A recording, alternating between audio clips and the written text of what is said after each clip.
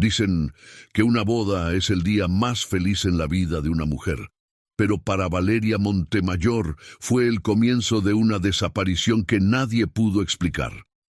El 17 de septiembre de 2011, vestida de novia, con el ramo en la mano y una sonrisa que parecía sincera, Valeria caminó hacia la iglesia. A solo 10 metros del altar, giró la cabeza, miró hacia una calle lateral y desapareció. No hubo gritos, no hubo forcejeo. Nadie la vio subir a un auto, solo una figura blanca captada por una cámara, caminando sola. Años después, una captura de Google Street View revelaría algo que heló la sangre de todos. Valeria nunca intentó regresar a casa. ¿Te has preguntado qué puede hacer que una novia desaparezca segundos antes de entrar a la iglesia? ¿Qué fuerza invisible puede borrar a una persona el día más importante de su vida? El 17 de septiembre de 2011, en Querétaro, México, todo estaba listo para la boda perfecta. Valeria Montemayor, de 26 años, llevaba planeando este día durante 2 años. Su vestido de seda italiana había sido diseñado especialmente para ella. Las flores blancas adornaban cada rincón de la iglesia de San Francisco. 300 invitados esperaban pacientemente en sus asientos. Emilio Castañeda, su prometido de 28 años, ya esperaba nervioso frente al altar. Se había conocido con Valeria en la universidad. Él estudiaba arquitectura, ella psicología. 5 años de noviazgo, una relación que todos consideraban sólida. Pero realmente conocemos a las personas que amamos. La ceremonia estaba programada para las 5 de la tarde. A las 4:30, Valeria llegó a la iglesia en un auto blanco decorado con listones dorados. Su madre, doña Teresa Montemayor, de 50 años, la acompañaba. Su hermana menor, Lucía, de 23 años, llevaba el velo cuidadosamente guardado en una caja especial. Mi hija se veía radiante, recordaría después doña Teresa, pero también extrañamente tranquila, demasiado tranquila para ser el día de su boda. Antes de continuar con esta historia que conmocionó a todo México, te invito a que te suscribas al canal, dale like y me comentes de qué ciudad nos estás viendo. Tu apoyo nos ayuda a seguir trayendo estos casos que marcaron la historia de nuestro país. Los preparativos habían sido perfectos. Valeria trabajaba como psicóloga en una clínica privada del centro de Querétaro. Emilio dirigía su propia empresa de construcción. Tenían planes de luna de miel en Cancún. Ya habían comprado un departamento en una zona residencial. Todo parecía encajar perfectamente. Pero, ¿qué pasa cuando la perfección esconde secretos? El padre Julián Herrera, párroco de la iglesia de San Francisco, había conocido a la pareja durante los cursos prematrimoniales. Valeria siempre fue muy participativa, recordaba. Hacía preguntas profundas sobre el compromiso, sobre la fidelidad, pero en las últimas semanas parecía distante, como si estuviera pensando en algo más. Los invitados comenzaron a llegar desde las 4 de la tarde, familiares de ambas familias, compañeros de trabajo, amigos de la universidad. El ambiente era festivo. Los mariachis ya estaban listos para tocar cuando la novia hiciera su entrada triunfal. Emilio esperaba en el altar, ajustándose el corbatín por 5ª vez. Su padrino, su hermano mayor, le daba palmadas en el hombro. «Tranquilo, carnal, ya casi es tuya para siempre». ¿Para siempre? ¿Realmente existe el para siempre? A las 4:45, el auto de Valeria se estacionó frente a la iglesia. Los fotógrafos se posicionaron. Los invitados giraron sus cabezas hacia la entrada principal. El organista comenzó a tocar suavemente. Doña Teresa salió primero del auto. Lucía la siguió, cargando el velo y un pequeño bolso con los retoques de último minuto. Finalmente, Valeria emergió del vehículo. Su vestido era impresionante, seda italiana con bordados de perlas, una cola de 3 metros, el velo de su bisabuela, una reliquia familiar que había sido usado en 4 generaciones. Parecía una princesa de cuento de hadas. Pero algo en sus ojos no coincidía con la perfección del momento. Cuando la vi salir del auto, noté que no sonreía, diría después el chofer, don Roberto, de 55 años. Generalmente las novias están nerviosas pero felices. Ella parecía pensativa, como si estuviera resolviendo un problema matemático muy complicado. Los 3 se dirigieron hacia la entrada de la iglesia. Doña Teresa tomó a Valeria del brazo. «¿Estás lista, mi amor?», le preguntó. Valeria asintió con la cabeza, pero no dijo nada. ¿Qué pensamientos cruzaban por su mente en ese momento? Entraron al vestíbulo de la iglesia. Lucía comenzó a acomodar el velo. Los fotógrafos capturaban cada momento. El padre Julián se acercó para saludarlas y dar las últimas indicaciones. «Buenas tardes, Valeria. ¿Todo bien?», preguntó el sacerdote con su habitual sonrisa amable. Valeria lo miró fijamente por varios segundos. «Padre, ¿usted cree que algunas decisiones no se pueden deshacer?».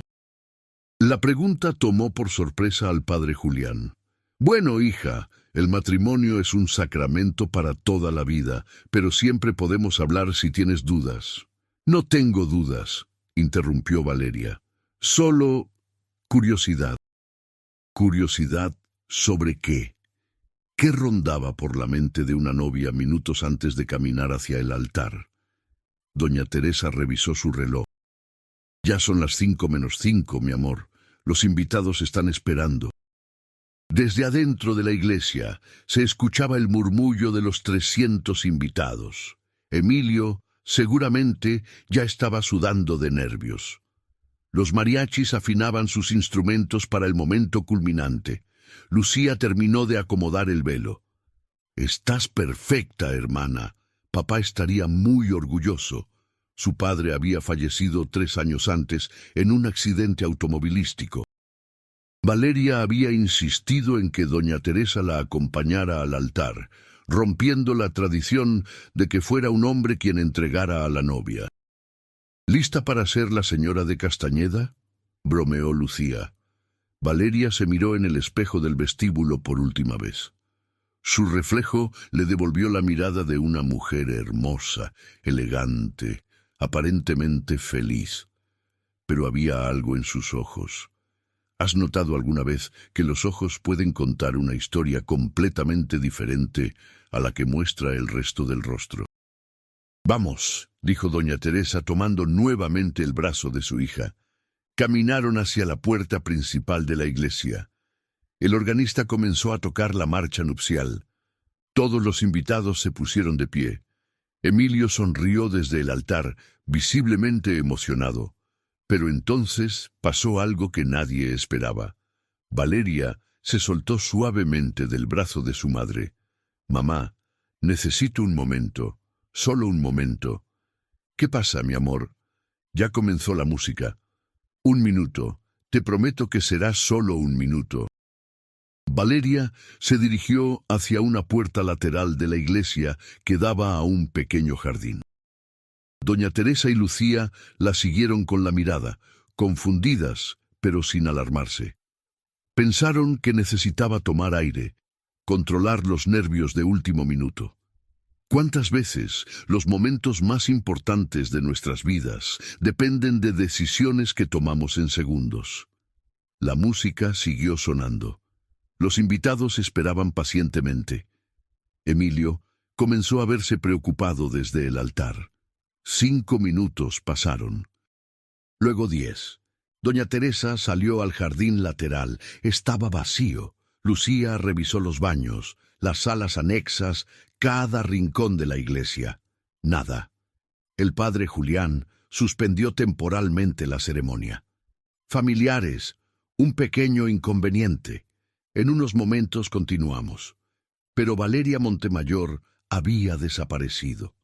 Una novia de 26 años, vestida con un traje de seda italiana y el velo de su bisabuela, se había esfumado en pleno día, rodeada de 300 personas, en el momento más importante. ¿Cómo es posible que alguien desaparezca así? ¿Qué fuerza invisible puede hacer que una persona se evapore sin dejar rastro? Y lo más perturbador de todo, las cámaras de seguridad de la iglesia habían captado algo que cambiaría para siempre la forma en que todos recordarían ese día. Algo que nadie se explicaba, algo que desafía toda lógica. ¿Pero qué habían grabado exactamente esas cámaras? ¿Y por qué lo que mostraban era tan inquietante que haría que esta historia se convirtiera en uno de los casos más misteriosos de México? La respuesta llegará en la próxima parte de esta historia que mantuvo en vilo a todo un país. ¿Qué hace que una novia huya de su propia boda? ¿Y por qué nadie se dio cuenta hasta que ya era demasiado tarde? Los primeros en notar que algo andaba mal fueron los mariachis. Llevaban 15 minutos esperando la señal para tocar las mañanitas cuando la novia hiciera su entrada. El violinista principal se acercó al padre Julián.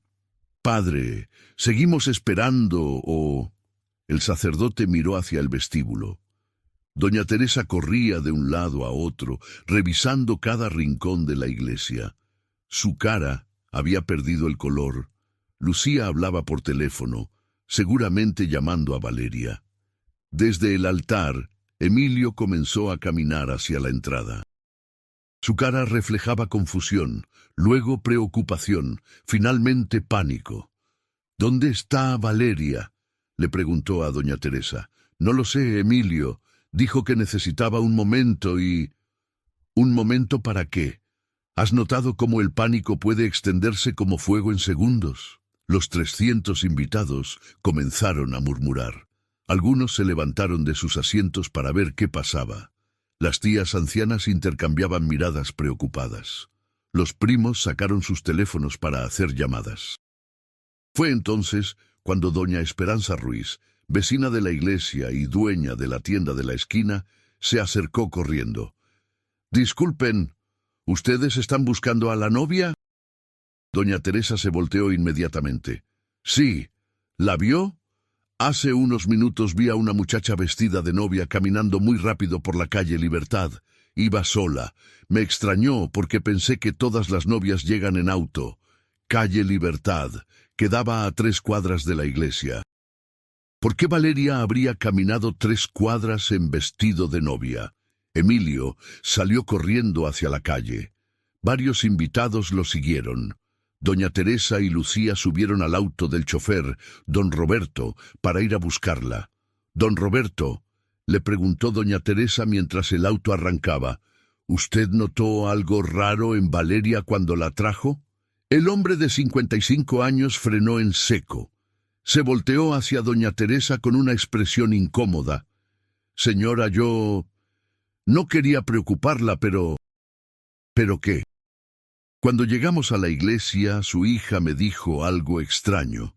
¿Qué había dicho exactamente Valeria y por qué don Roberto había esperado hasta ese momento para revelarlo? Me dijo: «Don Roberto, ¿usted cree que está mal cambiar de opinión en el último segundo?». Yo le contesté que los nervios son normales, pero entonces me dijo algo que me quedó grabado. Doña Teresa y Lucía lo miraban con los ojos muy abiertos. Me dijo: «No quiero entrar. Aún no estoy lista». Pero ya no puedo echarse para atrás, ¿verdad? Las palabras cayeron como piedras en el silencio del auto. «¿Y usted qué le respondió?», preguntó Lucía. «Le dije que si tenía dudas, era mejor hablar con su mamá o con Emilio antes de entrar». Pero ella se bajó del auto sonriendo y dijo: «No se preocupe, don Roberto. Al final todo sale como tiene que salir». ¿Qué había querido decir con esa frase? ¿Era una despedida disfrazada? Mientras tanto, en la calle Libertad, Emilio preguntaba de puerta en puerta. Una señora que barría su banqueta le confirmó que había visto a una novia caminar hacia el norte. Iba muy rápida, joven, como si llegara tarde a algo importante, pero me extrañó que fuera sola. ¿No se supone que las novias van acompañadas? Otra vecina, doña Carmen, añadió un detalle perturbador. Yo la vi pasar frente a mi casa. No iba corriendo, pero sí caminaba con propósito, como si supiera exactamente a dónde iba. Y algo más, hablaba sola. Hablaba sola. ¿Qué se decía a sí misma una novia que acababa de huir de su boda? De regreso en la iglesia, el padre Julián tomó una decisión difícil. Se acercó al micrófono y anunció oficialmente la suspensión de la ceremonia. Familiares y amigos, debido a circunstancias imprevistas, la ceremonia queda postergada. Pedimos su comprensión y sus oraciones por la familia Montemayor. Los invitados comenzaron a salir lentamente. Algunos se quedaron para ofrecer ayuda. Otros se fueron en silencio, sin saber qué decir. Los fotógrafos guardaron sus cámaras. Los mariachis empacaron sus instrumentos. El pastel de 3 pisos quedó intacto en el salón de recepciones. ¿Has visto alguna vez cómo se desmorona un día perfecto en cuestión de minutos? 2 horas después, no había ni rastro de Valeria. Emilio había recorrido 10 cuadras en todas direcciones. Doña Teresa había llamado a todas sus amigas, a sus compañeras de trabajo, incluso a antiguos novios de Valeria. Nada. Fue entonces cuando doña Teresa tomó una decisión que dividiría a las 2 familias para siempre. Reunió a los familiares más cercanos en la casa de los Montemayor. Emilio estaba ahí, junto con sus padres y su hermano. Lucía servía café, aunque nadie tenía ganas de tomar nada. «Yo creo», dijo doña Teresa con voz firme, «que aquí hay algo que no nos están diciendo». Se hizo un silencio incómodo. «¿A qué se refiere, señora?», preguntó el padre de Emilio. «Me refiero a que las novias no desaparecen así nada más. Algo las hace huir, y generalmente ese algo tiene nombre y apellido». Sus ojos se clavaron en Emilio. ¿Era posible que Emilio supiera más de lo que admitía? ¿O doña Teresa estaba dejándose llevar por la desesperación? «Señora Teresa», dijo Emilio con voz quebrada, «yo amo a su hija. No tengo idea de por qué hizo esto». «¿No tienes idea? ¿En serio me vas a decir que no pasó nada raro en las últimas semanas?» Emilio se quedó callado por un momento. Todos los ojos estaban puestos en él. «Bueno, Valeria sí había estado un poco distante últimamente, pero pensé que eran nervios por la boda». «¿Distante cómo?» «No sé, como preocupada por algo. Hacía preguntas extrañas sobre el matrimonio, sobre el compromiso. A veces se quedaba callada por largos ratos como pensando en algo». ¿Por qué Emilio no había mencionado esto antes? ¿Y qué tipo de preguntas extrañas había estado haciendo Valeria? Lucía intervino. «Yo también noté que mi hermana actuaba raro. La semana pasada la encontré llorando en su cuarto. Cuando le pregunté qué pasaba, me dijo que a veces sentía como si estuviera viviendo la vida de otra persona». La frase resonó en la habitación como un eco perturbador. ¿La vida de otra persona? ¿Qué quiso decir con eso?, preguntó la madre de Emilio. «No sé, no me quiso explicar más. Solo me abrazó y me dijo que me cuidara mucho». Doña Teresa se levantó bruscamente. «¿Ves? Algo estaba pasando, y tú, Emilio, tienes que saber qué era. Yo no sé nada, estoy tan confundido como ustedes». ¿Pero era cierto? ¿Realmente Emilio no sabía nada? ¿O había algo que prefería mantener en secreto? La tensión en la sala era palpable. Las 2 familias se miraban con desconfianza. Los padres de Emilio defendían a su hijo. Doña Teresa y Lucía parecían convencidas de que él ocultaba algo. Fue en ese momento cuando el teléfono de Lucía sonó. «Bueno, Lucía, soy Patricia, del trabajo de Valeria». Patricia era la recepcionista de la clínica donde trabajaba Valeria como psicóloga. Patricia, ¿qué pasa? Lucía, acabo de ver las noticias sobre la boda. ¿Es verdad que Valeria desapareció? Sí, Patricia, no la encontramos por ningún lado. ¡Ay, Dios mío! Lucía, yo tengo que contarte algo. Valeria vino a la clínica el viernes pasado, pero no venía a trabajar. ¿Qué había ido a hacer Valeria a su trabajo el viernes, 2 días antes de la boda? Vino a recoger algo de su consultorio, pero estaba muy nerviosa y se llevó todos sus expedientes personales. ¿Expedientes personales? Sí, Lucía. Tu hermana había estado yendo a terapia con el doctor Beltrán. Llevaba varios meses en tratamiento. La noticia cayó como una bomba. Nadie en la familia sabía que Valeria estaba en terapia psicológica. ¿Tratamiento para qué? Le preguntó Lucía con voz temblorosa. No lo sé exactamente. Eso es confidencial. Pero Patricia, el doctor Beltrán estaba muy preocupado por ella. El viernes me preguntó si había venido a la clínica, porque se había perdido sus últimas 2 citas. ¿Qué tipo de problemas tenía Valeria que requirieran tratamiento psicológico? ¿Y por qué había dejado de ir a terapia justo antes de su boda? Lucía colgó el teléfono y les contó a todos lo que acababa de escuchar. El silencio fue absoluto. Doña Teresa se volteó hacia Emilio con ojos llenos de rabia. ¿Sabías que mi hija estaba en terapia? No, yo no tenía idea. Mentiroso. Si iban a casarse, tenías que saberlo. Le juro que no lo sabía. ¿Era posible que Valeria hubiera ocultado un tratamiento psicológico a su propio prometido? ¿O Emilio mentía para protegerse? La discusión escaló rápidamente. Gritos, acusaciones, lágrimas. Las 2 familias se culpaban mutuamente. Emilio salió de la casa azotando la puerta. Mientras tanto, las redes sociales comenzaron a explotar con la noticia. Novia desapareció, se volvió tendencia en Twitter. Los videos de la boda cancelada circulaban por WhatsApp.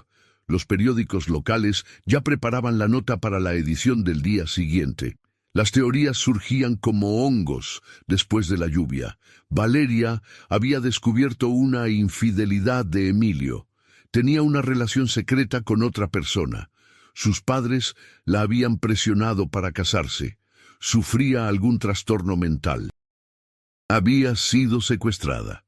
Pero ¿cuál de todas estas teorías estaba más cerca de la verdad? En los grupos de Facebook de Querétaro, las especulaciones no paraban. Yo conocí a Valeria en la universidad. Siempre fue muy intensa. Mi prima trabajaba con ella. Decía que últimamente andaba muy rara. Seguro Emilio le hizo algo. Los hombres siempre esconden secretos. ¿Y si se fue con otro? Estas cosas pasan más de lo que creemos. Pero había un comentario que destacaba entre todos los demás. Un usuario anónimo había escrito: «Conozco a alguien que la vio después de la boda. No estaba bien, para nada bien». ¿Quién era este usuario anónimo? ¿Y qué había visto exactamente? Esa noche, mientras las familias peleaban y las redes sociales especulaban, Valeria Montemayor seguía desaparecida, vestida de novia, perdida en algún lugar de México, con secretos que nadie imaginaba.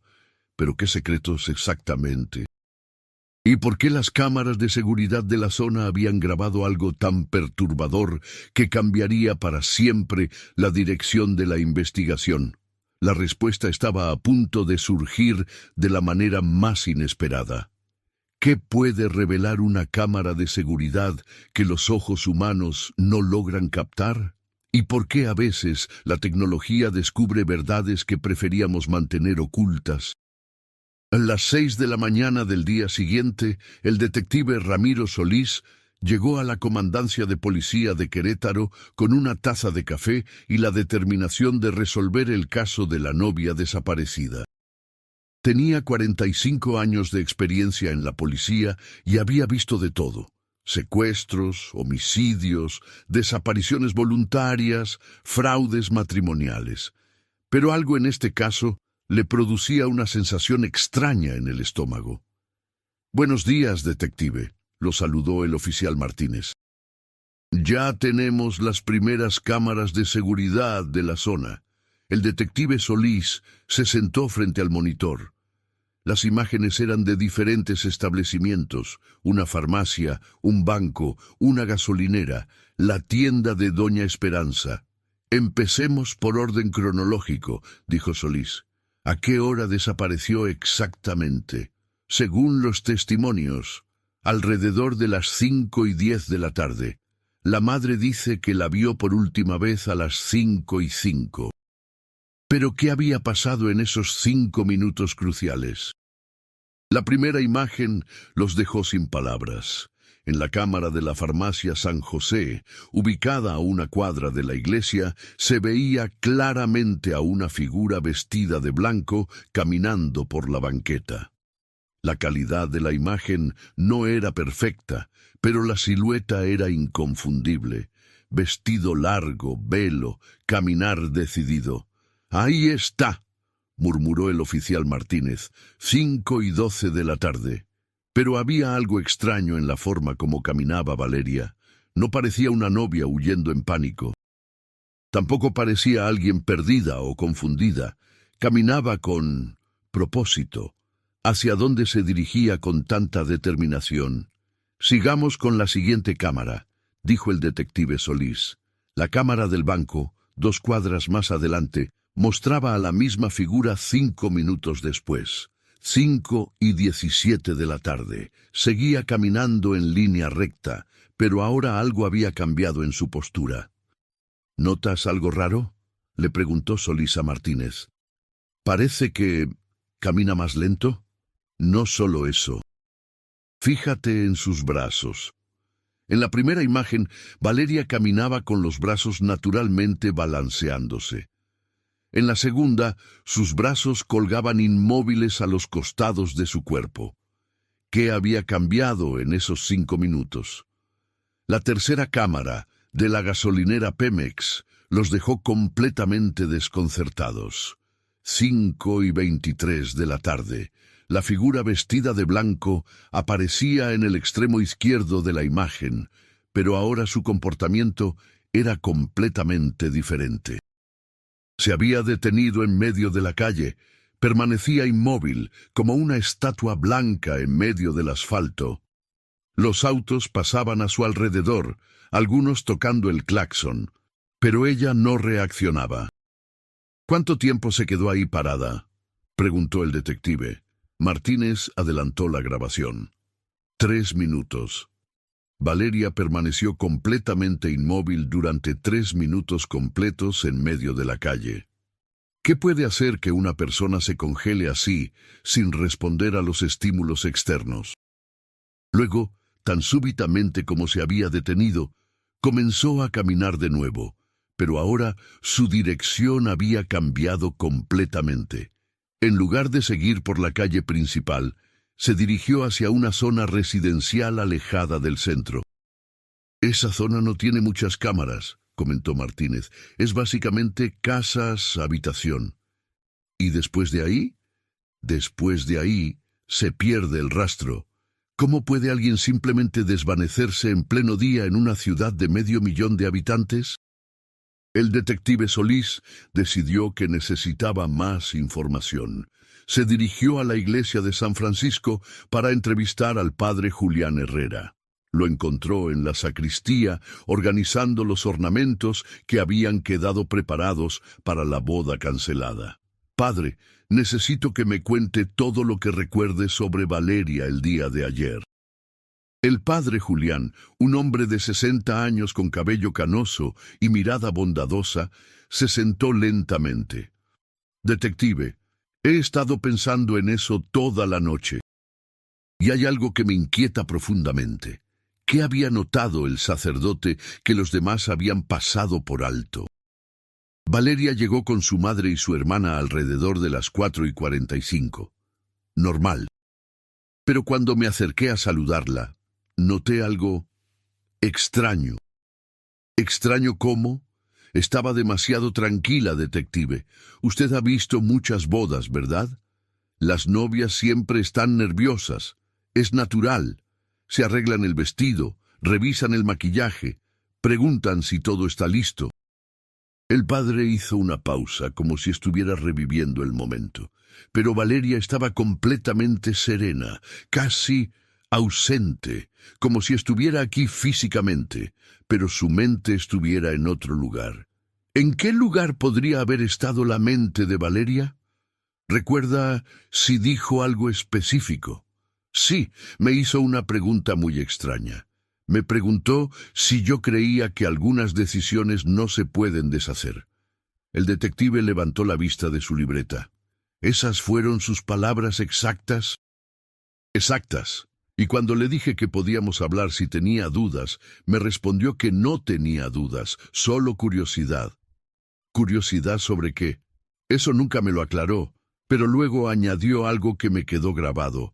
Padre, ¿usted cree que uno puede huir de sí mismo? La pregunta resonó en el silencio de la sacristía como un eco perturbador. ¿Era posible que Valeria no estuviera huyendo de Emilio, sino de algo mucho más profundo? ¿Y usted qué le respondió?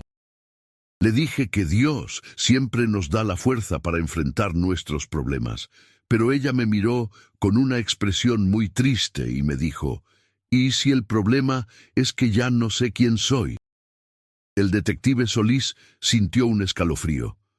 Había escuchado frases similares en casos de personas con problemas psicológicos graves. Padre, ¿notó algo más en su comportamiento? Sí. Cuando su hermana le estaba acomodando el velo, Valeria se quedó viendo fijamente hacia la puerta principal de la iglesia. Pero no con nervios de novia, con miedo. ¿Miedo de qué? ¿O de quién? Como si hubiera alguien específico que no quisiera ver. No, detective, era diferente. Como si tuviera miedo de cruzar esa puerta. Como si al hacerlo, algo terrible fuera a pasar. El detective regresó a la comandancia con más preguntas que respuestas. Decidió ampliar la búsqueda de cámaras de seguridad. Había que revisar cada establecimiento, cada semáforo, cada edificio público de la zona. Fue entonces cuando la oficial García, especialista en análisis de video, hizo un descubrimiento que cambiaría todo. Detective, encontré algo en las cámaras del Hospital General. ¿Qué podría haber hecho Valeria en un hospital el día de su boda? El hospital está a 8 cuadras de donde la perdimos. Pero la cámara del estacionamiento captó algo interesante. En la pantalla apareció una imagen granulosa pero clara. 5:42 de la tarde. Una figura vestida de blanco entrando al área de urgencias del hospital. ¿Entró al hospital? Sí, pero mire esto. La oficial García cambió a otra cámara, la del interior del hospital. 5:45 de la tarde. Valeria, claramente reconocible, hablando con una enfermera en el mostrador de recepción. ¿Qué urgencia médica podría haber tenido una novia el día de su boda? ¿Podemos hablar con esa enfermera?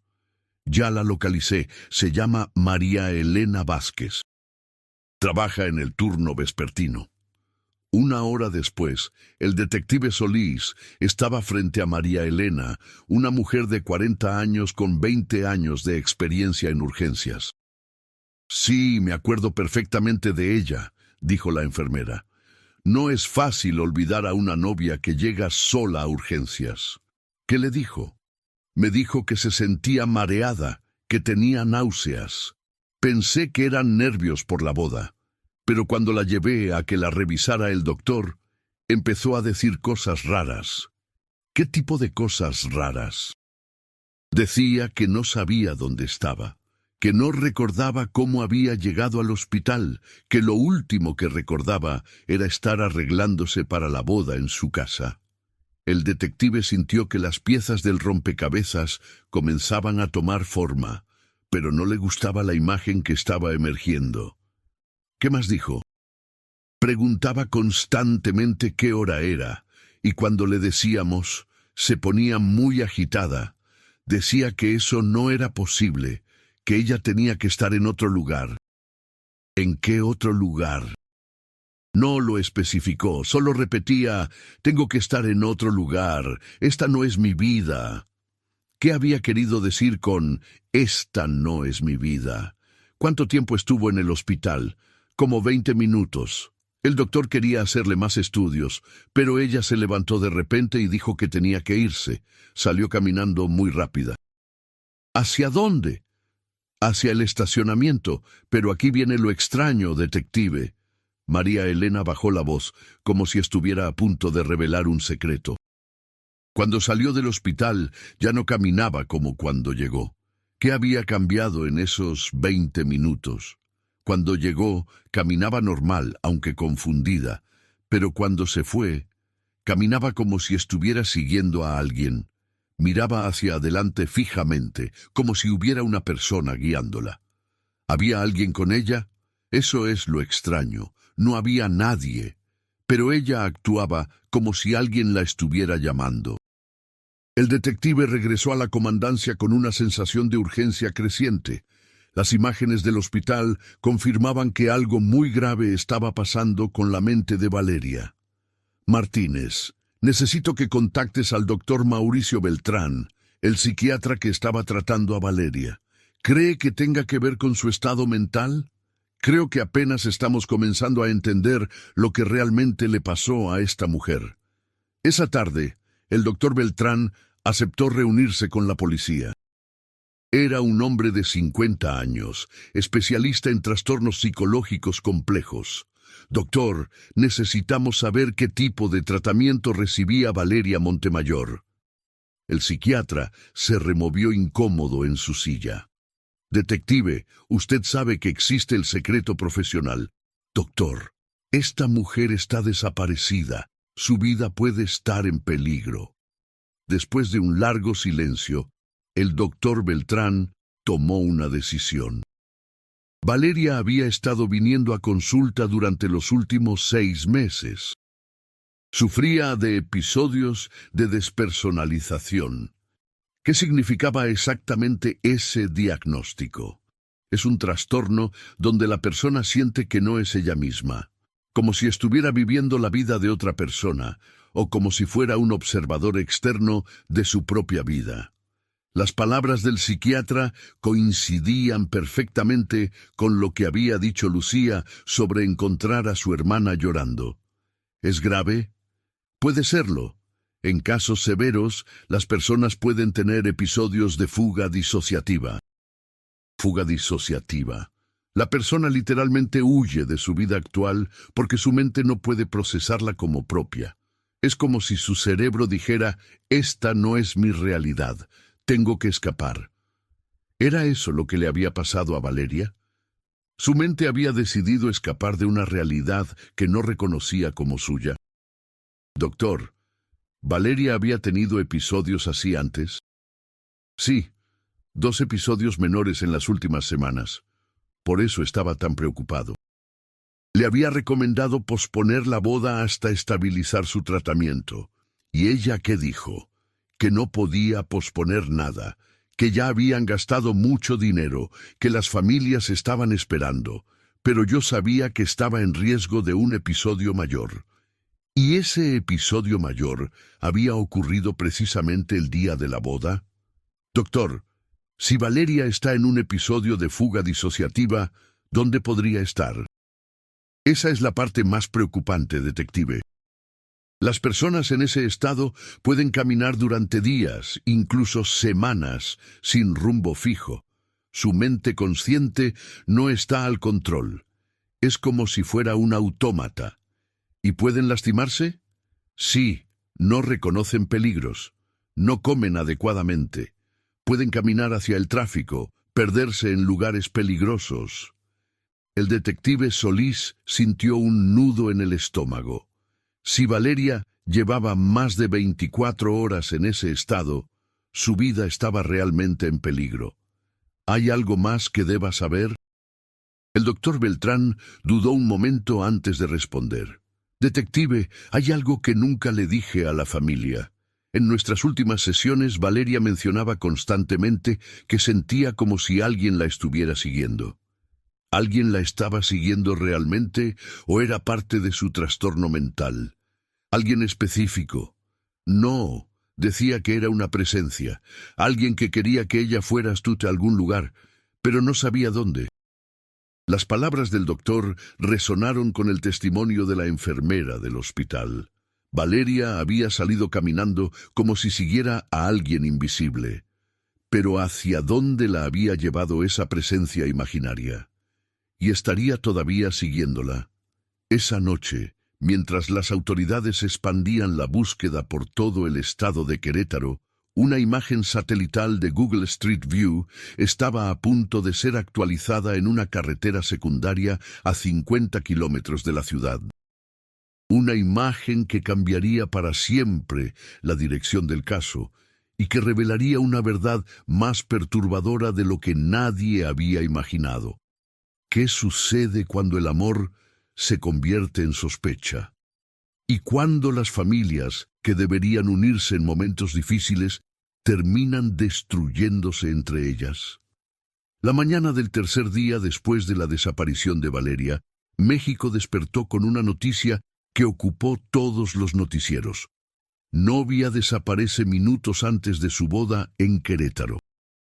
Los medios nacionales habían tomado el caso y lo que comenzó como una búsqueda local se convirtió en un circo mediático. Emilio Castañeda se despertó con decenas de llamadas perdidas y mensajes de WhatsApp. Reporteros acampaban frente a su casa. Cámaras de televisión seguían cada uno de sus movimientos. Emilio, ¿tienes algo que ver con la desaparición de tu prometida? ¿Es cierto que Valeria había descubierto una infidelidad? ¿Por qué no has aparecido en televisión para pedirle que regrese? Las preguntas le llovían cada vez que salía de su casa. Su rostro, demacrado por la falta de sueño y la preocupación, aparecía en todos los canales con el titular «Novio bajo sospecha». ¿Pero era realmente sospechoso o solo una víctima más de la situación? Esa misma mañana, doña Teresa Montemayor había tomado una decisión que dividiría para siempre a las dos familias. Llamó a En Vivo con Marisa, el programa de televisión más visto del país. «Buenos días, señora Montemayor. Sabemos que está pasando por un momento muy difícil». Doña Teresa, vestida completamente de negro como si estuviera de luto, miró directamente a la cámara. «Marisa, yo vine aquí porque necesito que todo México sepa la verdad sobre Emilio Castañeda. ¿Qué verdad estaba a punto de revelar? ¿Y qué consecuencias tendría para ambas familias? Mi hija no desapareció porque sí. A mi hija la manipularon, la confundieron, la presionaron hasta que su mente no resistió más». Las palabras de doña Teresa cayeron como bombas en el estudio de televisión. ¿Está usted acusando directamente al prometido de su hija? Estoy diciendo que mi Valeria era una mujer sana, inteligente, exitosa. No tenía problemas mentales hasta que comenzó a planear esta boda. ¿Y quién era el único beneficiado con este matrimonio? ¿Quién había estado presionándola para casarse rápido? En su casa, Emilio veía el programa con horror. Su teléfono no paraba de sonar. Sus padres llegaron corriendo, alarmados por los mensajes que estaban recibiendo. «Hijo, tienes que defenderte. Esa mujer te está destruyendo en televisión nacional». Pero ¿cómo se defiende a alguien de acusaciones que no puede probar que son falsas? «Señora Montemayor», continuó la conductora, ¿tiene pruebas de lo que está diciendo? Tengo el testimonio de mi propia hija. La semana antes de la boda, Valeria me dijo que a veces sentía como si no tuviera opción, como si todo estuviera decidido por otros. Se refería específicamente a Emilio. ¿A quién más podría referirse? Él era quien manejaba todos los preparativos. Él decidió la iglesia, el salón, hasta el menú de la cena. Mi hija solo asentía a todo. Las redes sociales explotaron inmediatamente. El hashtag Justicia para Valeria comenzó a hacerse viral. Los comentarios se dividían en dos bandos, quienes apoyaban a doña Teresa y quienes defendían a Emilio. Típico machito controlador, seguro la tenía amenazada. Pobrecita Valeria, qué bueno que su instinto la hizo huir a tiempo. ¿Y las pruebas? No pueden destruir a un hombre solo con suposiciones. Si fuera inocente, ya habría dado la cara en televisión. ¿Pero era el silencio de Emilio una prueba de culpabilidad o simplemente la reacción de alguien abrumado por la situación? Esa tarde, la familia Castañeda decidió contraatacar. Los padres de Emilio, don Carlos y doña Esperanza llegaron al mismo programa de televisión. «Marisa, nosotros venimos a defender el honor de nuestro hijo», dijo don Carlos con voz firme. «Lo que está haciendo la familia Montemayor es una injusticia. ¿Qué pueden decirnos sobre la relación entre Emilio y Valeria?» «Era una relación hermosa», respondió doña Esperanza con lágrimas en los ojos. «Valeria era como una hija para nosotros. Mi hijo la adoraba, jamás la habría lastimado. ¿Pero es cierto que Emilio controlaba los preparativos de la boda?» Don Carlos se movió incómodo. «Bueno, Emilio es muy detallista. Quería que todo fuera perfecto para Valeria, pero ella estaba de acuerdo con todo. ¿O simplemente no se había atrevido a llevarle la contraria? ¿Su hijo está dispuesto a someterse a un detector de mentiras?» La pregunta tomó por sorpresa a los padres de Emilio. «Mi hijo no tiene nada que ocultar», dijo don Carlos después de una pausa, «pero no vamos a someternos a este circo mediático». La respuesta fue interpretada por muchos como una evasiva. Los comentarios en redes sociales se intensificaron. «¿Ven?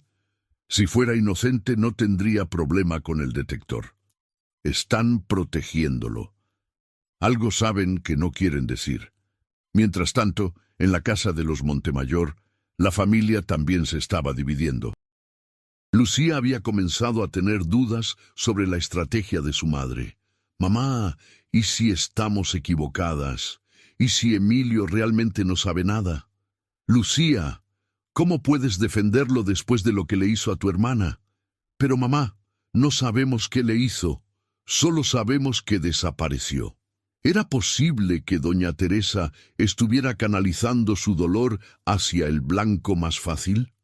La tensión familiar escaló cuando llegó el tío Eduardo, hermano del padre fallecido de Valeria. «Teresa, yo creo que estás cometiendo un error muy grave», le dijo sin rodeos. «¿Cómo puedes decir eso? Porque conozco a Emilio desde hace 5 años. Es un buen muchacho. Y porque estás destruyendo su vida sin pruebas. Las pruebas las tendremos cuando encuentren a mi hija. Y si las pruebas demuestran que él no tuvo nada que ver, ¿cómo vas a reparar el daño?» La familia Montemayor se fracturó esa misma noche. Eduardo y otros familiares dejaron de apoyar públicamente las acusaciones contra Emilio. Lucía comenzó a distanciarse de las declaraciones de su madre. Pero doña Teresa tenía razón al sospechar de Emilio, o el dolor la estaba cegando. Al día siguiente, el programa Ventaneando reveló información que nadie esperaba. Habían conseguido entrevistas con compañeros de trabajo tanto de Valeria como de Emilio. «Patricia, tú trabajabas directamente con Valeria. ¿Cómo era su relación con Emilio?» Patricia, la recepcionista de la clínica psicológica, se veía nerviosa frente a las cámaras. «Mira, Valeria casi nunca hablaba de su vida personal en el trabajo. Pero las últimas semanas sí noté que estaba estresada». ¿Estresada por la boda o por algo más? No lo sé, pero un día la vi llorando después de una llamada telefónica. Cuando le pregunté si estaba bien, me dijo que a veces sentía que no conocía realmente a Emilio. Las palabras de Patricia fueron como gasolina al fuego de las especulaciones. ¿Qué había descubierto Valeria sobre Emilio que la había hecho dudar? Pero entonces llegó el testimonio de Roberto, el mejor amigo de Emilio desde la preparatoria. «Yo conozco a Emilio desde los 15 años. Es incapaz de lastimar a una mosca. Estaba loco de amor por Valeria. ¿Pero era una relación sana?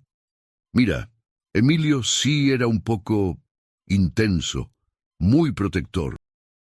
A veces yo le decía que le diera más espacio a Valeria, pero de ahí a hacerle daño, jamás. Protector era un eufemismo para controlador. ¿Puedes darnos ejemplos de esa intensidad? Roberto dudó antes de responder. Bueno, Emilio siempre quería saber dónde estaba Valeria, con quién andaba. Si llegaba tarde de algún lado, se preocupaba mucho, pero yo creo que era amor, no control. Las declaraciones de Roberto, aunque intentaban defender a Emilio, terminaron por hacer que pareciera aún más sospechoso. En las redes sociales, los usuarios comenzaron a crear teorías cada vez más elaboradas. Emilio había descubierto que Valeria quería cancelar la boda y la había amenazado. Valeria había encontrado evidencia de que Emilio la engañaba y él la había silenciado. La familia de Emilio había presionado económicamente para que la boda se realizara.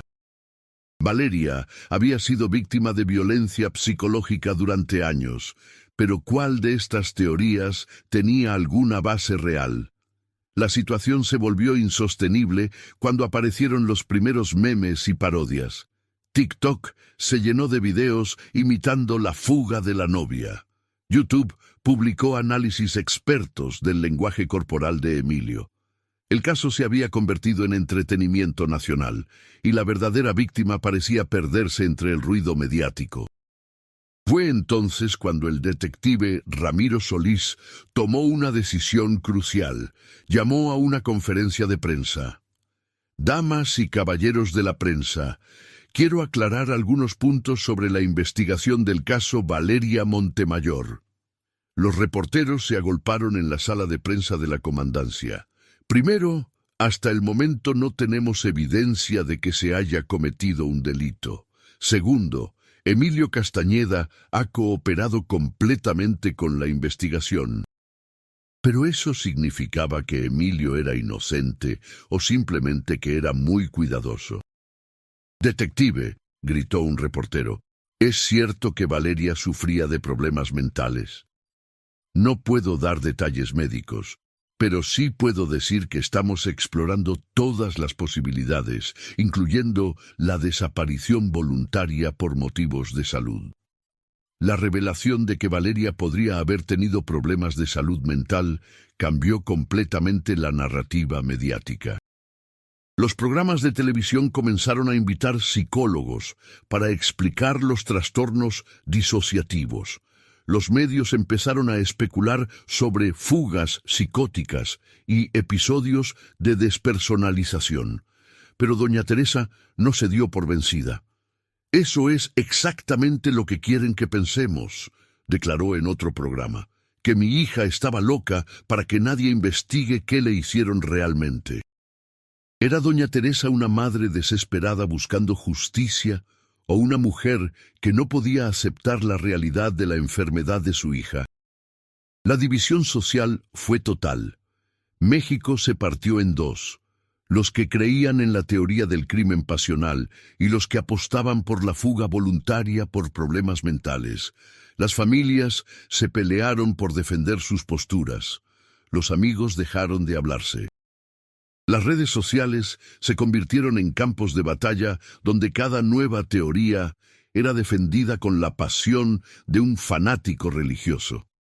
Y mientras todo México debatía sobre teorías y especulaciones, Valeria Montemayor seguía perdida, vestida de novia, en algún lugar del país.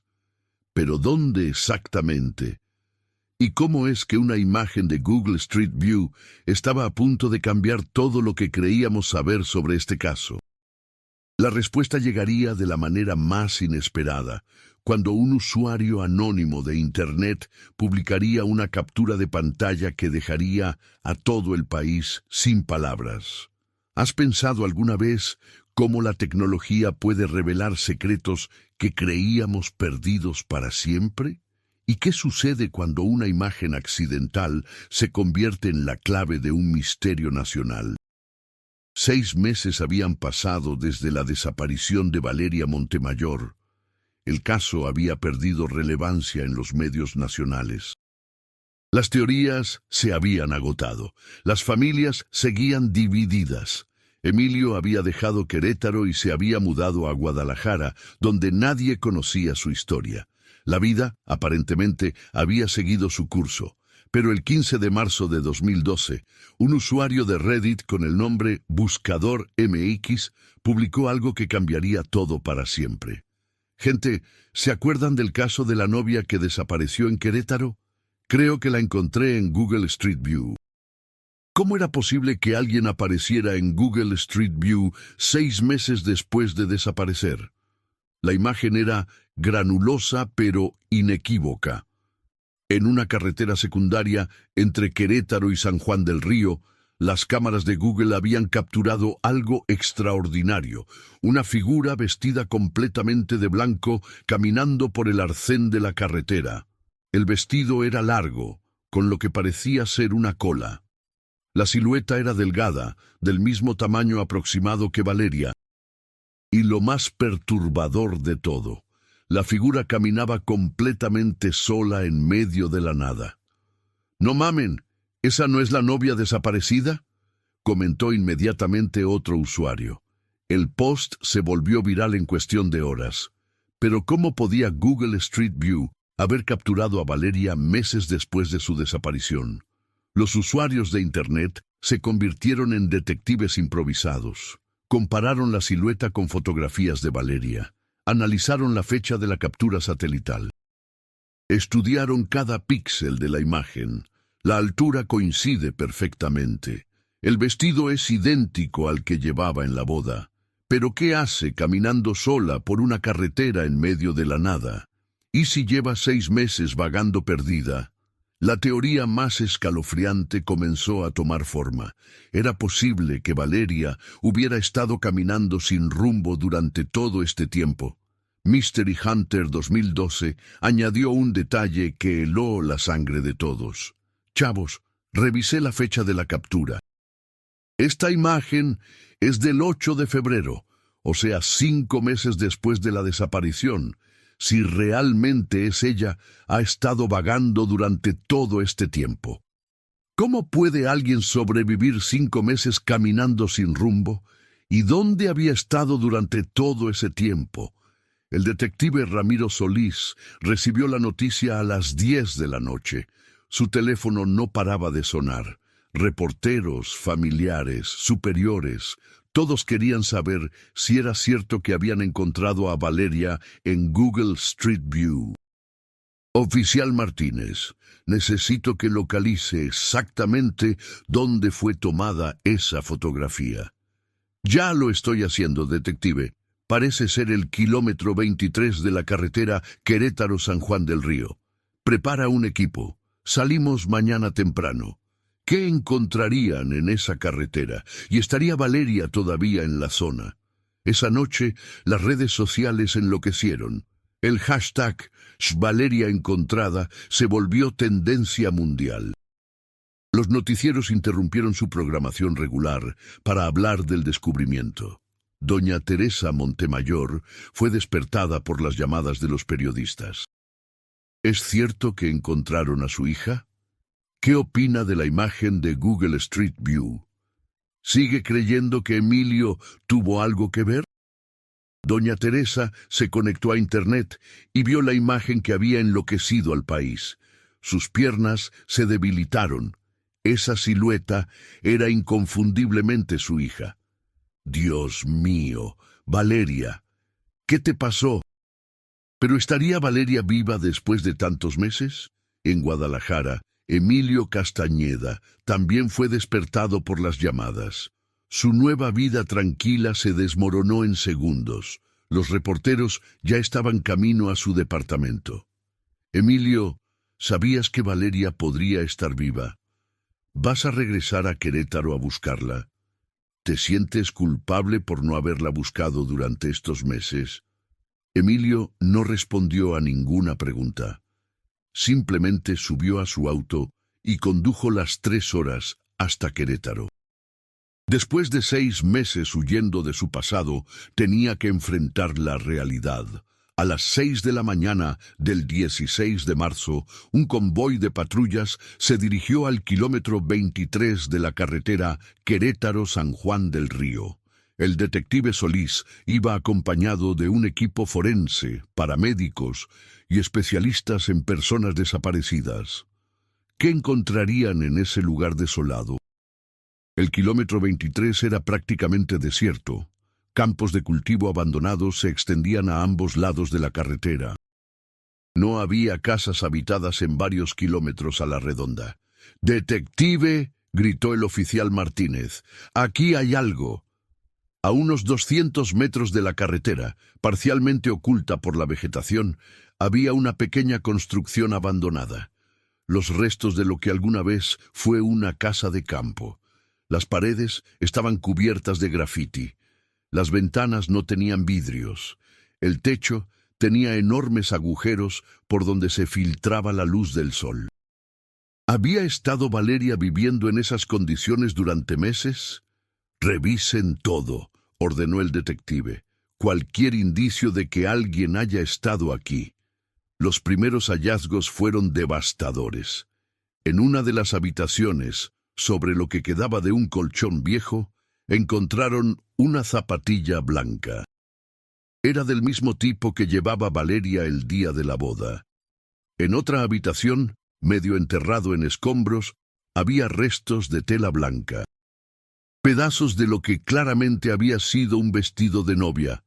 Pero ¿dónde estaba Valeria ahora? «¡Detective!», gritó uno de los forenses. «Aquí hay algo más». En la habitación del fondo, la que tenía menos daños estructurales, habían encontrado algo que cambiaría para siempre la comprensión del caso. Un cuaderno escolar, con las páginas manchadas por la humedad, pero aún legible. Era un diario, y la letra era inconfundiblemente de Valeria. ¿Qué había escrito durante todos esos meses de desaparición? El detective Solís abrió cuidadosamente el cuaderno. Las primeras páginas lo dejaron sin palabras. 17 de septiembre. No sé dónde estoy. No sé cómo llegué aquí. Lo último que recuerdo es estar en casa arreglándome para... ¿Para qué? Algo importante, pero no recuerdo qué. Las entradas del diario revelaban el deterioro mental progresivo de Valeria. 20 de septiembre. Sigo en este lugar. Hay una voz que me dice que espere. Que alguien vendrá por mí, pero no sé quién. 25 de septiembre. Encontré agua en un pozo detrás de la casa, y hay árboles frutales. Puedo sobrevivir aquí mientras llega quien tiene que llegar. ¿Quién era esa persona que supuestamente tenía que llegar? ¿Y por qué Valeria no recordaba su propia boda? Las entradas se volvían más perturbadoras con el paso de los días. 3 de octubre. La voz me dice que no puedo irme todavía, que si me voy, algo terrible va a pasar. No sé qué voz es, pero la escucho claramente.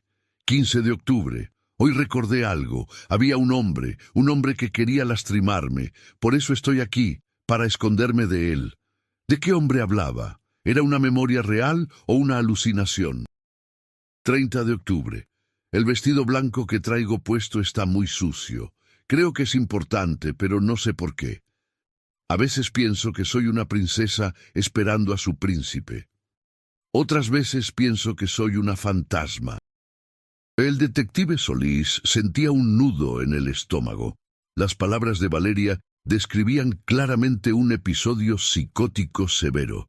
Las entradas de noviembre eran aún más inquietantes. 12 de noviembre. Camino mucho. La voz me dice que camine, que alguien me está buscando, pero que no debo dejar que me encuentre. Camino de día y duermo aquí de noche. 25 de noviembre. Vi una máquina extraña con cámaras que pasó por la carretera. Me escondí, pero creo que me vio. Espero que no le diga a él dónde estoy. La máquina extraña con cámaras había sido el vehículo de Google Street View.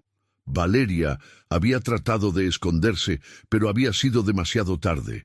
¿Pero de quién se escondía exactamente? Las entradas de diciembre y enero mostraban un deterioro mental alarmante.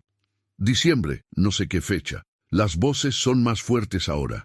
Me dicen que soy mala, que merezco estar aquí.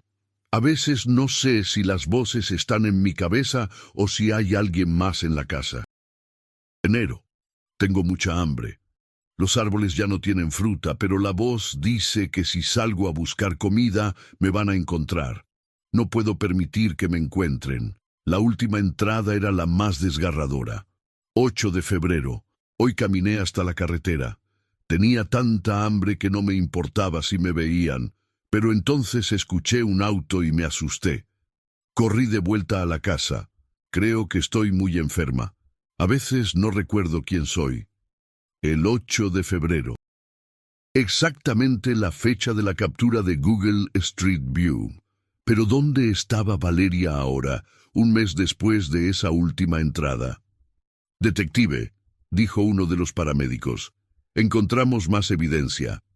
En el patio trasero de la casa abandonada habían descubierto restos de pequeñas fogatas, huesos de animales pequeños, cáscaras de frutas podridas. Valeria había estado sobreviviendo como pudo durante meses, alimentándose de lo que encontraba en el campo. También encontramos esto, añadió el forense, mostrando una cadena de oro con una cruz pequeña. Era el collar que Valeria llevaba puesto el día de la boda. Su madre se lo había regalado para su primera comunión 15 años antes. Pero si habían encontrado sus pertenencias, ¿dónde estaba ella? La búsqueda se intensificó. Helicópteros sobrevolaron la zona. Equipos de rescate peinaron cada metro cuadrado en un radio de 10 kilómetros. Al caer la tarde, cuando ya perdían las esperanzas de encontrarla viva, uno de los perros de búsqueda marcó algo junto a un arroyo seco a medio kilómetro de la casa. Era otro pedazo de tela blanca. Y algo más. Huellas de pies descalzos en el lodo seco. Las huellas se dirigían hacia el sur, alejándose de la casa abandonada. Había decidido Valeria finalmente abandonar su refugio. ¿Y hacia dónde se dirigía ahora? El detective Solís estudió las huellas con una mezcla de esperanza y terror. Si Valeria había estado caminando descalza en febrero, con el frío del invierno queretano, sus posibilidades de supervivencia eran mínimas. «Sigan las huellas», ordenó. «No importa cuánto tiempo tome». Mientras tanto, en todo México, la noticia del descubrimiento había cambiado completamente la percepción del caso. Las acusaciones contra Emilio parecían injustas ahora. Doña Teresa enfrentaba críticas por haber destruido públicamente a un hombre inocente. Pero ¿era Emilio realmente inocente? ¿O había algo más que el diario de Valeria no había revelado? Porque en las últimas páginas del cuaderno, escritas con letra cada vez más temblorosa, había frases que no encajaban con el resto del relato. Él sabe dónde estoy. Siempre lo supo. Por eso no puede encontrarme nadie más. El día que me fui, él me siguió, pero yo corrí más rápido. A veces sueño que me está esperando en casa, que todo esto es solo una pesadilla. ¿De quién hablaba Valeria en esas líneas? Y qué verdad terrible estaba a punto de revelarse cuando finalmente la encontraran. Las huellas en el lodo los llevarían a un descubrimiento que nadie esperaba y que finalmente revelaría la verdad completa sobre lo que realmente le había pasado a Valeria Montemayor. ¿Qué sucede cuando descubres que el enemigo más peligroso de una persona no está afuera, sino dentro de su propia mente? ¿Y cómo enfrentas una verdad que es más dolorosa que cualquier teoría que hubieras imaginado? Las huellas descalzas llevaron al equipo de rescate por un sendero que nadie había transitado en años. A medida que avanzaban, el detective Solís notó algo perturbador. Las huellas no seguían una línea recta. Zigzagueaban sin sentido, como si quien las había dejado estuviera caminando sin destino fijo. «Detective», dijo el especialista en rastreo, «estas huellas son de alguien que no sabía hacia dónde iba. Mire cómo se detiene aquí, da vueltas en círculo y luego continúa en otra dirección. Era el comportamiento de alguien huyendo o de alguien completamente perdido en su propia realidad. 2 kilómetros después, las huellas terminaron abruptamente en una carretera pavimentada. Desde ahí, no había manera de seguir el rastro. Pero fue entonces cuando llegó la llamada que cambiaría todo. Detective Solís, habla la doctora Carmen Ruiz del Hospital Psiquiátrico de San Juan del Río. Dígame, doctora, acabamos de ver las noticias sobre la búsqueda. Detective, creo que su desaparecida está aquí en nuestro hospital. ¿Cómo era posible que Valeria hubiera estado en un hospital psiquiátrico sin que nadie la identificara? Doctora, ¿está segura de que es ella? Tenemos a una paciente que llegó hace 3 semanas. No traía identificación. Estaba en estado de desnutrición severa y vestía los restos de lo que parecía ser un vestido de novia. La hemos estado llamando María porque no recordaba su nombre. El corazón del detective se aceleró. ¿Cómo llegó al hospital? La encontró una familia de campesinos vagando por su propiedad. Estaba descalza, hablando sola, completamente desorientada. Pensaron que había tenido un accidente. ¿Por qué nadie había conectado a esta paciente con el caso más famoso de México? Doctora, ¿por qué no fue identificada antes? Su aspecto físico había cambiado mucho, detective. Estaba muy delgada, su cabello estaba sucio y enmarañado. Además, cuando las personas sufren episodios psicóticos severos, sus facciones pueden verse completamente diferentes. Media hora después, el detective Solís, doña Teresa y Lucía llegaron al Hospital Psiquiátrico de San Juan del Río. Emilio había manejado desde Guadalajara y llegó minutos después que ellos. La tensión entre las familias era palpable, pero ahora todos compartían la misma preocupación. ¿En qué estado encontrarían a Valeria? La doctora Ruiz los recibió en su oficina antes de permitirles ver a la paciente. «Debo prepararlos para lo que van a ver», les dijo con voz grave. «La mujer que está en esa habitación no es la Valeria que ustedes recuerdan». ¿Qué tan profundo había sido el daño en la mente de Valeria? Ha estado en un estado de disociación severa durante meses. Su mente creó una realidad alternativa para protegerse de algo que no podía procesar. ¿Protegerse de qué?, preguntó doña Teresa. Esa es la parte más complicada, señora. No se protegía de algo externo, se protegía de su propia realidad. Su mente no podía aceptar la vida que estaba viviendo. Las palabras de la doctora resonaron como un eco en el silencio de la oficina. ¿Nos reconocerá?, preguntó Lucía con voz quebrada. Es posible, pero también es posible que los vea como parte de la realidad de la que está huyendo. ¿Cómo puede alguien huir de su propia familia, de las personas que más la aman? La doctora los guió por un pasillo largo hasta una habitación con ventanas reforzadas.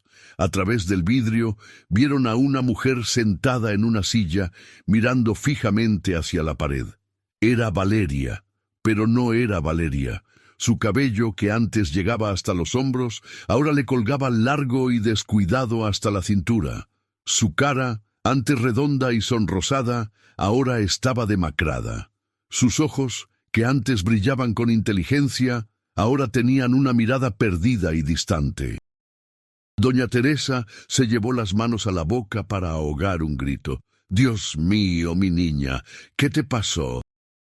Emilio se quedó paralizado. La mujer que había amado, con quien había planeado compartir su vida, se había convertido en una sombra de sí misma. ¿Cómo es posible que una mente humana se fragmente de esa manera? ¿Podemos hablar con ella?, preguntó Lucía. Pueden intentarlo, pero prepárense. Es probable que no lo reconozca o que reaccione con miedo. Entraron lentamente a la habitación. Valeria levantó la vista y los miró sin expresión alguna, como si fueran extraños. Hola, mi amor, dijo doña Teresa con voz temblorosa. Soy tu mamá. Valeria la miró por un momento largo, luego volvió su atención a la pared. ¿Valeria?, intentó Lucía. Soy Lucía, tu hermana. Esta vez Valeria reaccionó, pero no como esperaban. Lucía no puede estar aquí, murmuró con voz apenas audible. Lucía está en peligro si viene aquí. ¿De qué peligro hablaba? ¿Qué amenaza imaginaria había creado su mente? Emilio se acercó cuidadosamente. Valeria, soy yo. Emilio. La reacción fue inmediata y aterradora. Valeria se levantó bruscamente de la silla y se pegó contra la pared del fondo. «No, tú no puedes estar aquí. Se supone que no me ibas a encontrar. Valeria, no te voy a hacer daño. Mentira. Por eso tuve que irme. Por eso tuve que esconderme». ¿Qué había creado la mente de Valeria para justificar su fuga de la realidad? La doctora Ruiz entró rápidamente para calmar la situación. Después de administrarle un sedante suave a Valeria, lo sacó de la habitación. «¿Qué acabamos de presenciar?», preguntó el detective Solís. «Lo que acaban de ver es el mecanismo de defensa más extremo de la mente humana. Valeria ha creado una narrativa donde Emilio representa una amenaza, pero esa amenaza no es real. ¿Cómo podía una mente crear enemigos imaginarios tan convincentes? Doctora, ¿por qué Emilio? ¿Por qué su mente lo eligió como el villano? Porque Emilio representaba el futuro que su mente no podía aceptar. El matrimonio, la vida adulta, las responsabilidades. Su psique fragmentada necesitaba un culpable para justificar su escape de esa realidad. Las palabras de la doctora cayeron como piedra en el silencio. Doña Teresa se cubrió el rostro con las manos. ¿Significa que yo destroce la vida de Emilio por nada? Señora, usted actuó con el dolor de una madre desesperada. No podía saber la verdad, pero ¿había alguna manera de reparar el daño causado? Emilio permanecía en silencio, procesando la información. Durante meses había cargado con la culpa, había sido señalado por todo el país como un posible criminal, y todo había sido producto de la mente enferma de la mujer que amaba. «Doctor», dijo finalmente, «¿ella se va a recuperar?» Es difícil saberlo. Los episodios de fuga disociativa pueden durar años. En algunos casos, los pacientes nunca recuperan completamente su identidad anterior. ¿Era posible que la Valeria que todos conocían hubiera desaparecido para siempre? Esa tarde, la doctora Ruiz les mostró los expedientes médicos que habían estado construyendo durante las 3 semanas que Valeria llevaba internada. Cuando llegó, estaba en un estado de desnutrición severa. Había perdido más de 15 kilos. Sus pies estaban destrozados por caminar descalza durante meses. Las fotografías médicas mostraban la evidencia física del deterioro. Pies lacerados, uñas rotas, marcas de insectos en todo el cuerpo. ¿Cómo sobrevivió tanto tiempo? Los instintos básicos de supervivencia permanecen intactos incluso durante episodios psicóticos. Encontraba refugio, buscaba agua, comía lo que podía encontrar, pero su mente consciente no estaba presente. ¿Cómo puede el cuerpo sobrevivir cuando la mente se ha ido? Durante estas 3 semanas hemos logrado estabilizarla físicamente, pero psicológicamente sigue viviendo en la realidad alternativa que creó. ¿Qué tipo de realidad? En su mente, ella sigue siendo una novia que huyó de una boda para escapar de alguien que quería lastimarla. No acepta que esa boda fue hace 8 meses. Para ella, apenas ocurrió ayer. La tragedia de la situación era abrumadora. Valeria estaba atrapada en un bucle temporal, reviviendo constantemente el día de su boda como si fuera una pesadilla eterna. Al día siguiente, el doctor Mauricio Beltrán, el psiquiatra que había estado tratando a Valeria antes de la boda, llegó al hospital para revisar el caso. «Doctor Beltrán», le preguntó el detective Solís, «¿había algún indicio de que algo así podría pasar?» «Detective, Valeria había tenido episodios menores de despersonalización durante meses. Le había recomendado posponer la boda, pero ella se negó. ¿Por qué Valeria había insistido en casarse sabiendo que su mente estaba frágil? En nuestras últimas sesiones, Valeria mencionaba constantemente que sentía como si estuviera viviendo la vida de otra persona. Decía que cuando se miraba al espejo no se reconocía. ¿Y nunca mencionó miedo específico hacia Emilio? Jamás. Hablaba de él con cariño. Su miedo era hacia la idea del matrimonio en sí, hacia convertirse en esposa, hacia las expectativas sociales. La verdad era más compleja y dolorosa de lo que nadie había imaginado. Su mente, incapaz de procesar estos miedos abstractos, los convirtió en algo concreto. Emilio se volvió la personificación de todo aquello de lo que quería escapar. ¿Cómo puede la psique humana traicionar de manera tan cruel a la persona que habita?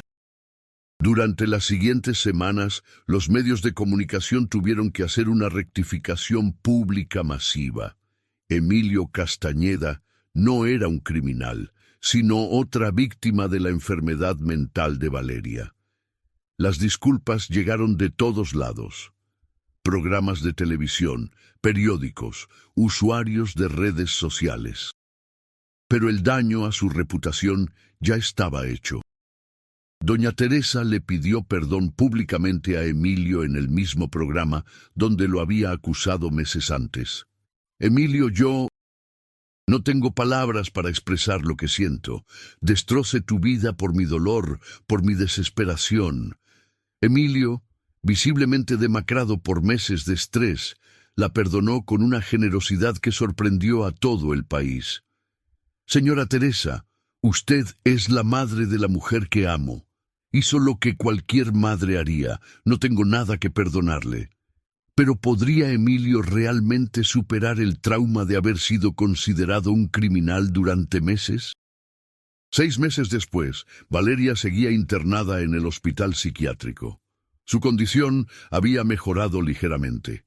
Ya reconocía a su familia, pero aún creía que Emilio representaba una amenaza. Los médicos eran cautelosamente optimistas. Había posibilidades de que, con años de terapia, pudiera reintegrar su personalidad fragmentada. Pero sería la misma Valeria que todos recordaban. El caso se convirtió en un estudio de referencia para la psiquiatría mexicana. Universities de todo el país analizaron el expediente de Valeria para entender mejor los trastornos disociativos. La imagen de Google Street View, esa figura vestida de blanco caminando sola por una carretera desolada, se convirtió en un símbolo de la fragilidad de la mente humana. ¿Cuántas personas caminan entre nosotros con mentes igual de frágiles, a punto de quebrarse? Emilio nunca volvió a casarse. Se mudó definitivamente a Guadalajara, donde rehizo su vida lentamente. Ocasionalmente visitaba a Valeria en el hospital, esperando el día en que ella pudiera verlo sin miedo. Ese día nunca llegó. Doña Teresa se convirtió en una activista de la salud mental, hablando públicamente sobre la importancia de reconocer los síntomas de los trastornos psicológicos.